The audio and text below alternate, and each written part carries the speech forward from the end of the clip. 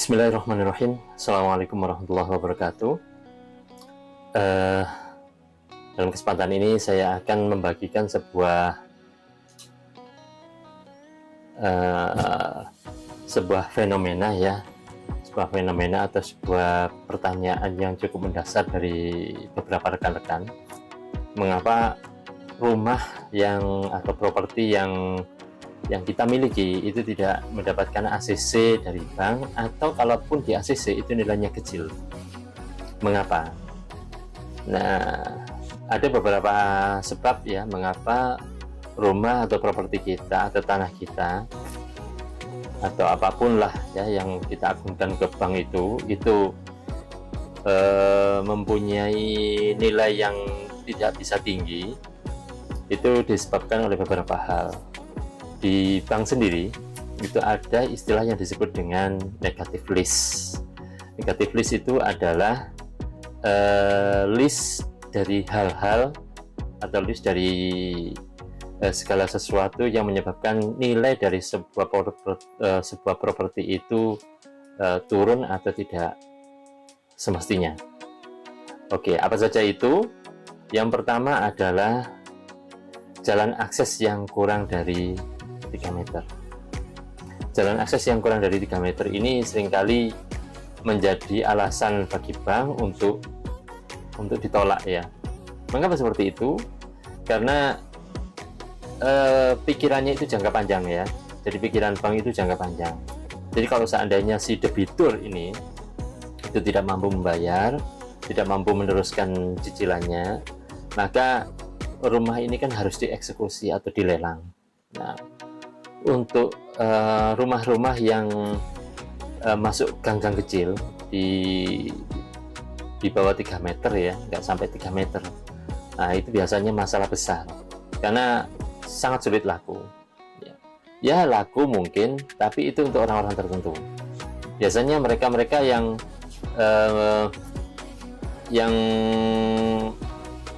mempunyai kemampuan membeli rumah atau properti di gang-gang kecil itu adalah orang-orang yang ada di sekitarnya biasanya, atau yang mempunyai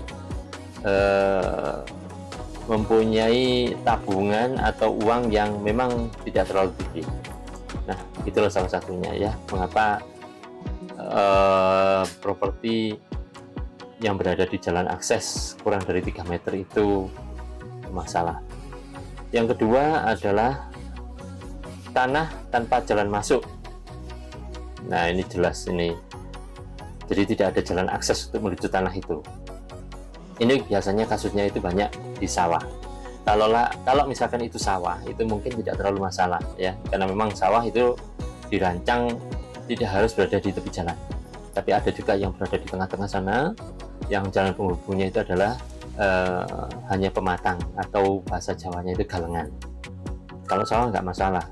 Tapi kalau itu bukan sawah, kalau itu tanah kebun misalkan, maka itu sulit. Karena andaikan saja dia itu diteruskan menjadi rumah, misalkan dirupakan menjadi rumah, maka tidak ada kendaraan yang bisa lewat. Apalagi kalau misalkan bentuknya itu galengan, misalkan jalan aksesnya berbentuk galengan atau pematang, maka tidak ada kendaraan yang bisa lewat kecuali jalan kaki. Dan ini tentunya tidak menyenangkan gitu. Makanya bank tidak terlalu suka. Istilah lainnya itu rumah yang tanpa jalan akses itu, istilah lainnya itu adalah tanah helikopter ya, yang bisa masuk ke situ hanya helikopter. Oke.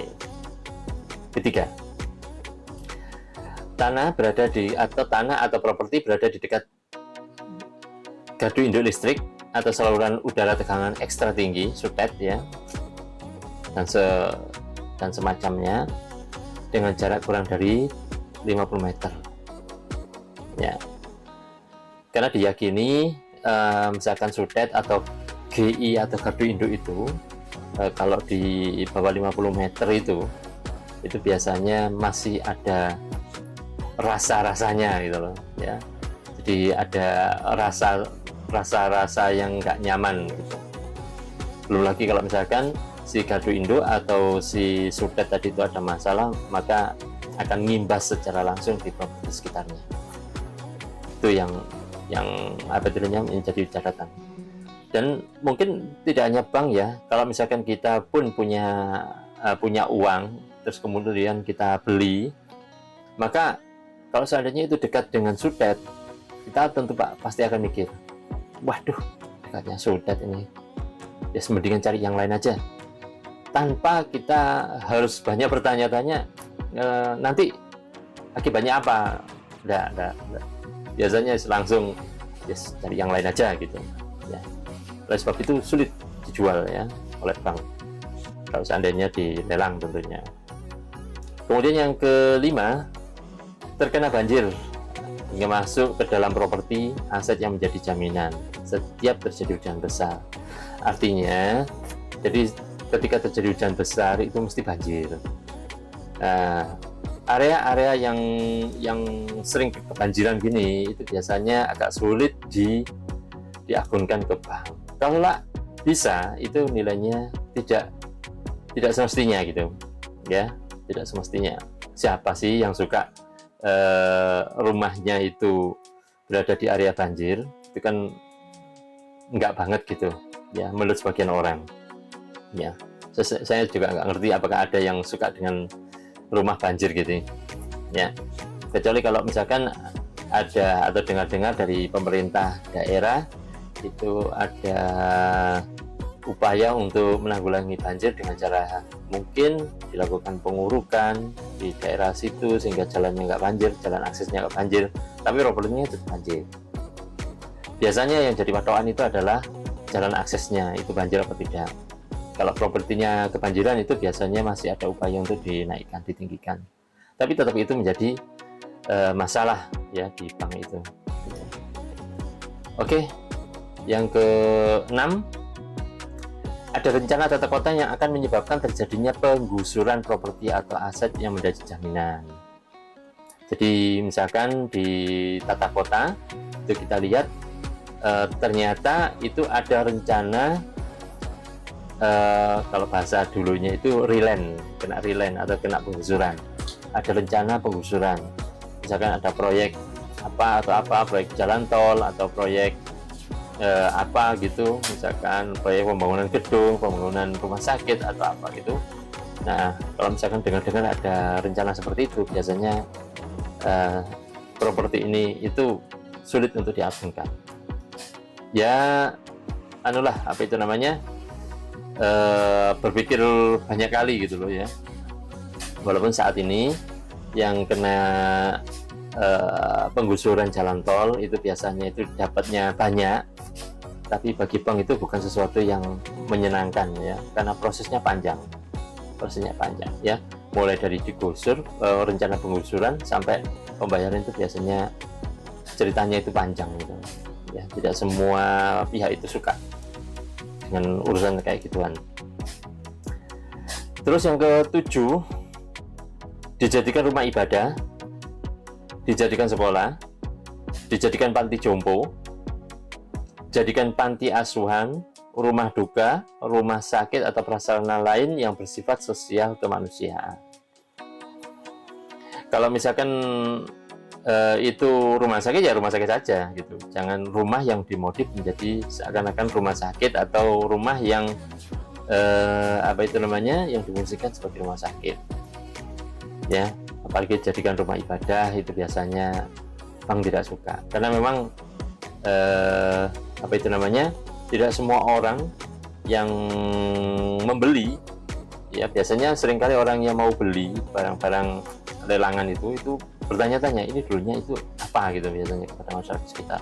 Oh, ini bekasnya rumah ibadah ini, bekasnya rumah ibadah ini, bekasnya ini, bekasnya itu. Nah, biasanya itu mereka nggak peduli ya, makanya sulit laku gitu ya, sulit laku untuk di pihak bank sendiri. Kalau dilelang itu biasanya agak sulit laku.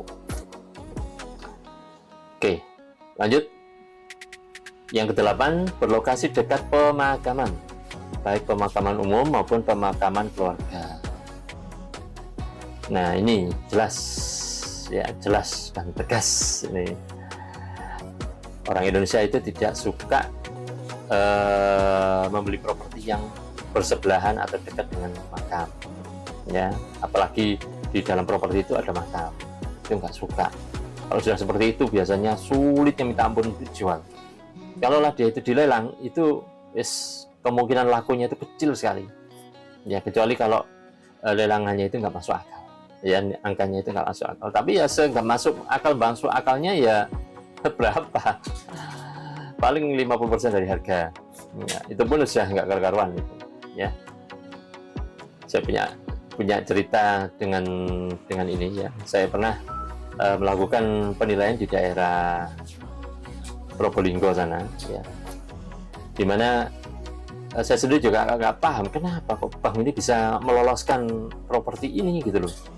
Tanda tanya besar gitu loh, tanda tanyanya besar. Mengapa bank kok bisa sampai lolos gitu loh, bisa mengucurkan dana untuk debitur ini gitu loh. Padahal tanah yang diagunkan itu jelas-jelas tanah itu bersebelahan dengan kuburan. Yang pertama.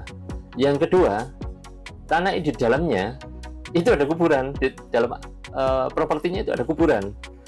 Nah ini kan sudah berlipat-lipat, ini sudah di sebelahnya kuburan, terus kemudian di dalam area propertinya itu juga ada kuburan keluarga alasannya. Nah biasanya secara umum kalau penilainya tahu, atau pihak entah itu penilai penilai umum atau penilai internal bank ya, appraisal banknya itu tahu, sering-seringnya itu nggak di ACC, sering-seringnya. Tapi ini ternyata di ACC dan berakhir dengan sebagaimana yang kita duga, berakhir dengan nggak bisa dijual ketika ini dilelang, itu sangat sulit dijual.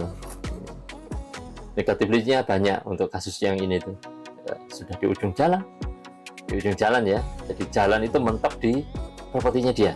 Yang kedua, dia berada di tepi sungai. Yang ketiga, di dalam dia itu bersebelahan dengan kuburan. Yang keempat, di dalam area propertinya itu ada kuburan. Tapi di ACC ya, nggak tahu ini ada sesuatu apa yang menyebabkan dia itu bisa seperti ini. Sampai ketika saya melakukan inspeksi di sana, karena ini inspeksinya dalam rangka lelang ya, saya justru malah ditunjukkan sama si pemilik aset ya, dari si debiturnya ini. Mas, sudah lihat di belakang mas? Iya sudah, ya ada makam ya? Iya ada makam. Ya, jadi malah sengaja ditunjukkan biar apa? Ya biar nggak laku. Gitu. Kalau misalkan nggak ditunjukkan ya ada kemungkinan laku, tapi ya tetap balik gitu loh. Orang kan kalau misalkan mau beli properti atau beli tanah atau beli rumah dan tanah ya, tanah dan bangunan itu kan pasti lihat-lihat ya di sekelilingnya itu ada apa saja, biasanya gitu, nggak langsung dibeli gitu. Oke lanjut ya. Lokasi pemakaman ya, lokasi pemakaman ini kalau di sebagian besar bank itu paling tidak itu jaraknya 200 meter ya. Di bawah itu biasanya bank tidak ACC atau ACC dengan catatan itu tadi nilainya itu nggak bisa bagus ya, nilai yang diberikan nggak bisa bagus. Jadi agunan yang diturunkan, agunan yang dicairkan itu nggak bisa banyak. Oke, karena nilainya nggak bisa tinggi.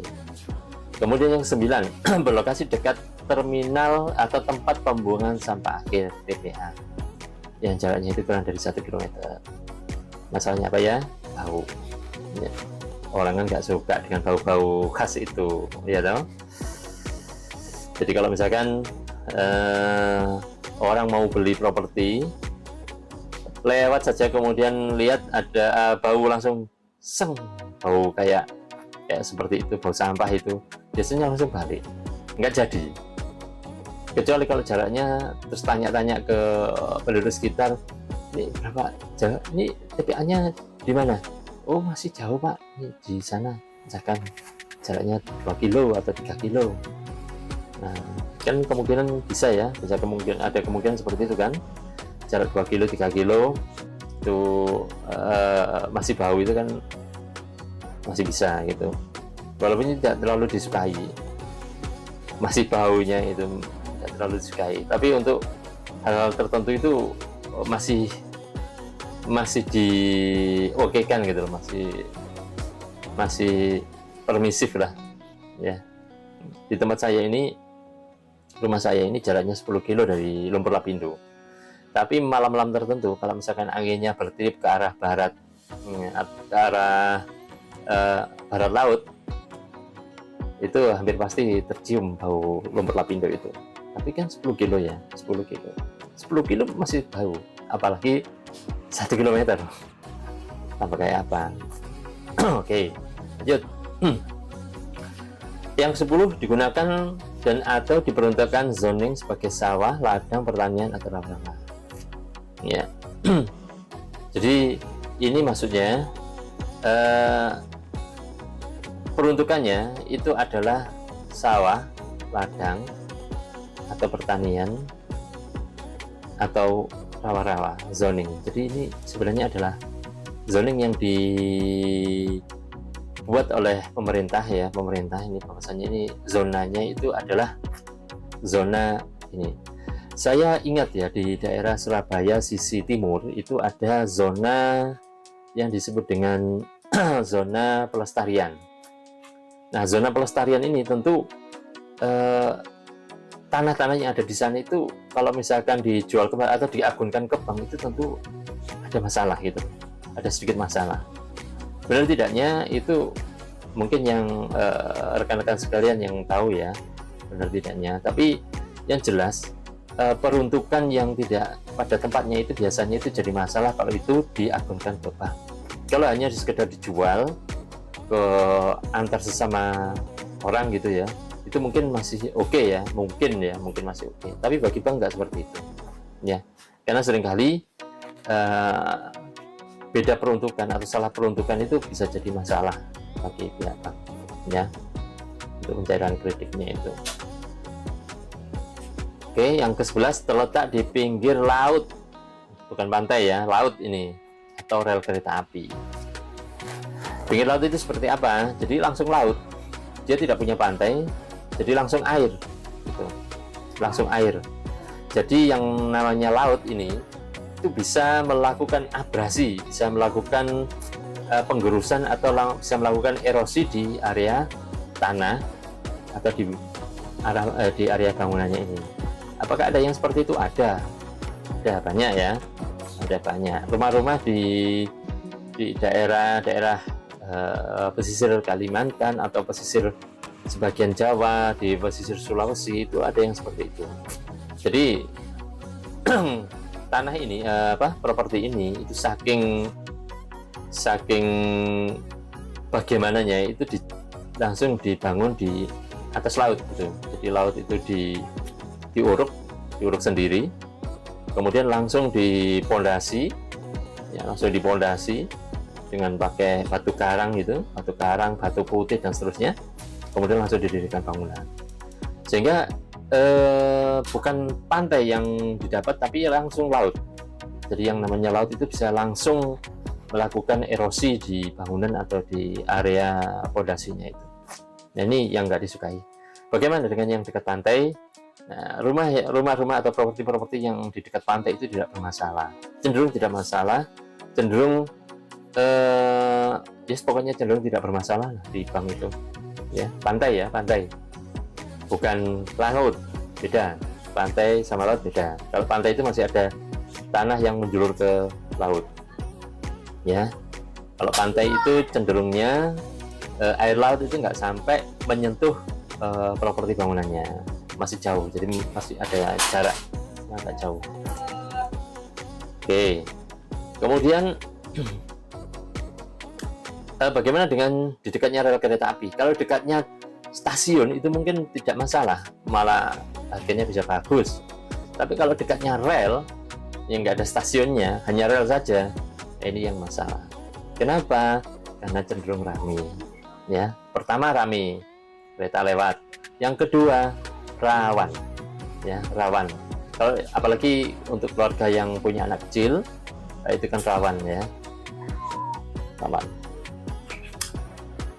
Oke, jadi kalau misalkan kita pun kalau misalkan ditunjukkan ada properti atau ada rumah atau tanah bersebelahan dengan rel atau dekat dengan rel kereta api, kita pun tentu juga mikir, ya ini dipakai untuk apa ini. Kalau dipakai sendiri juga mikir, anak saya masih kecil-kecil. Nah, khawatirnya ya mainan di rel itu, ya.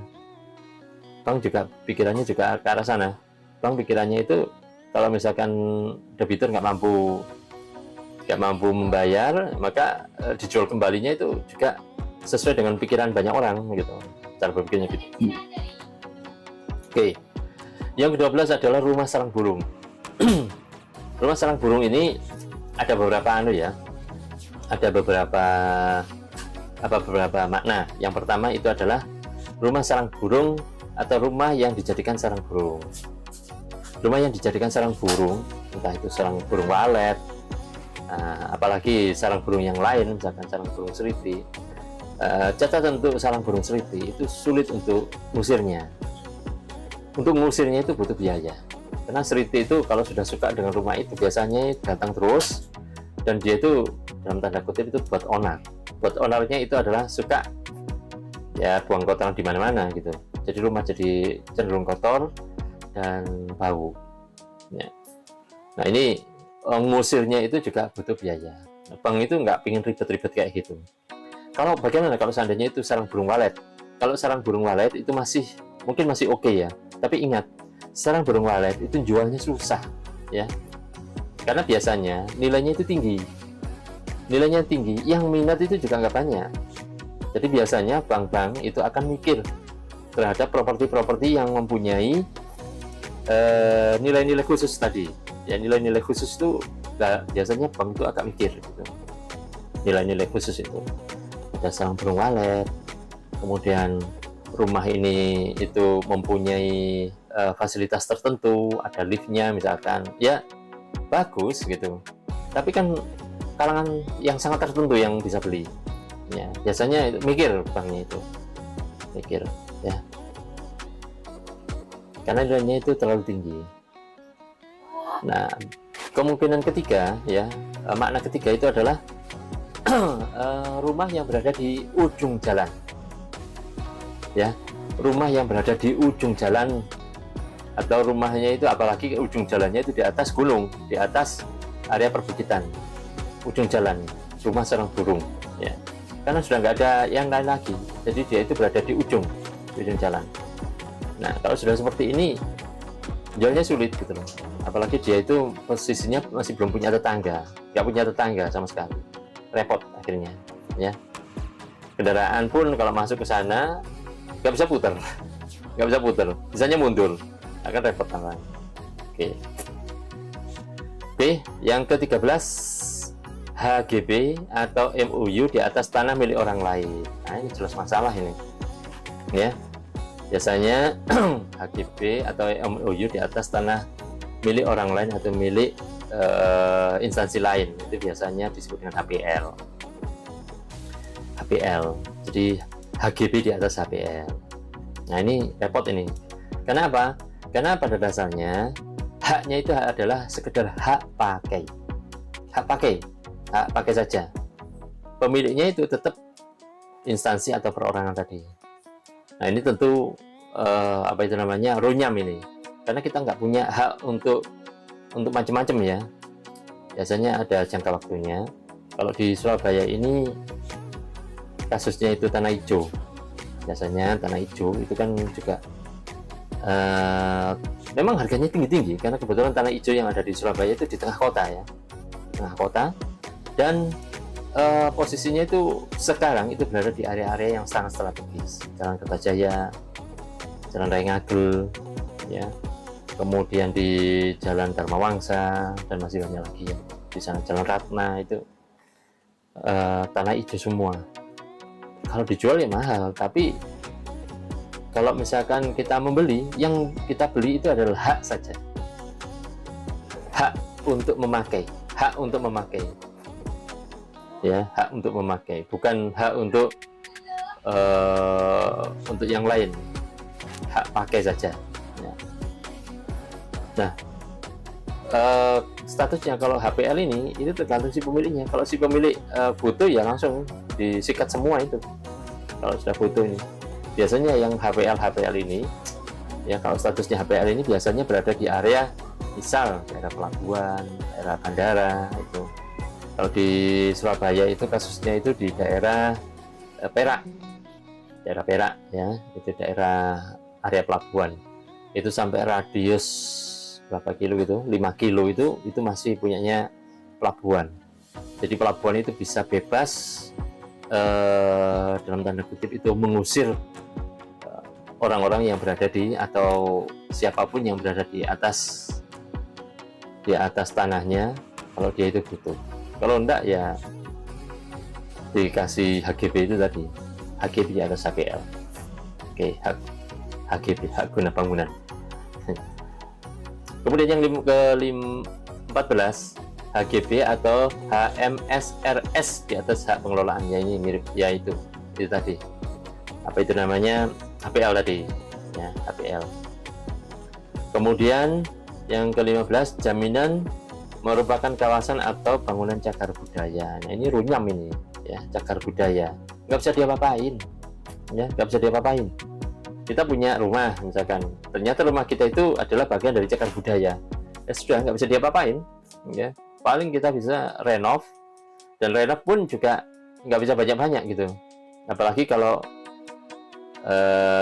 di ambrukno misalnya itu tambah urusannya bisa panjang gitu ya. Kemudian yang ke-16 berupa satu hamparan tanah yang terdiri dari lebih dari satu sertifikat, namun tidak semua sertifikat dijaminkan ke bank ya. Jadi hamparan tanahnya itu lebih dari satu sertifikat, tapi tidak semua itu diagunkan ke bank, termasuk apabila ada bangunan atau satu kesatuan bangunan di atas hamparan tanah atau tidak ada bangunan di atas hamparan tanah tersebut. Jadi artinya misalkan gini, ada bangunan di atas sebuah tanah, ternyata tanah ini terdiri dari beberapa sertifikat gitu. Satu sertifikat itu diagunkan, padahal bangunannya itu menyatu. Setelah ini nggak bisa, ini susah ini. Bank biasanya nggak mau, ya. Bank biasanya nggak mau. Ada juga kasus ada rumah, biasanya di perumahan ya, beli 2 kapling. Kemudian rumah ini apa itu namanya? Rumah ini dibangun sendiri menjadi satu kesatuan. Kemudian tidak bisa ditemukan batasnya itu di mana gitu antara sertifikat satu dengan sertifikat kedua.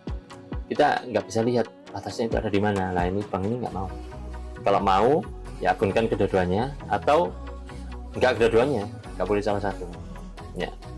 Tips kalau seandainya rekan-rekan sekalian ya, itu kalau misalkan punya tanah atau area atau properti di area perumahan ya, misalkan beli 2 kapling misalkan, maka silahkan bangun rumah, tapi jangan hilangkan yang namanya batas. Jadi silahkan dimodifikasi rumahnya dan sisakan kayak semacam batas. Jadi alasannya gini, kalau sewaktu-waktu rumah ini dibelah menjadi 2 ya, misalkan terdiri dari 2 sertifikat misalkan ya, dibelah menjadi 2, itu bisa langsung, ibaratnya langsung didirikan tembok pembatas, itu tidak merubah apapun ya. Tentunya cara modifikasinya yaitu dengan cara masing-masing area sertifikat ini itu diberi fasilitas yang sama. Contoh, sertifikat yang misalkan 2 sertifikat A dan B. Sertifikat A itu dikasih toilet, sertifikat B dikasih toilet. Wajar ya, satu rumah 2 toilet kan oke kan, nggak masalah kan.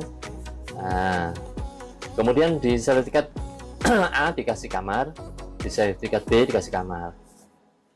Kemudian kalau dapur bisa bisa enggak, tapi tolong di bagian sertifikat satunya itu dikasih area yang kalau seandainya betul-betul dipisah itu bisa menjadi dapur ya. Itu yang jadi catatan ya. Sekitar ada 16 list ini, mungkin di bank lain itu ada yang lain lagi ya, ada yang lain lagi, itu silahkan bisa ditambahkan di kolom komentar.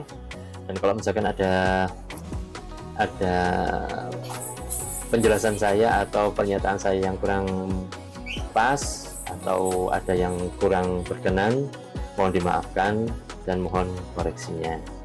Saya kira itu yang bisa saya sampaikan, mudah-mudahan ada manfaatnya. Saya kira Assalamualaikum warahmatullahi wabarakatuh.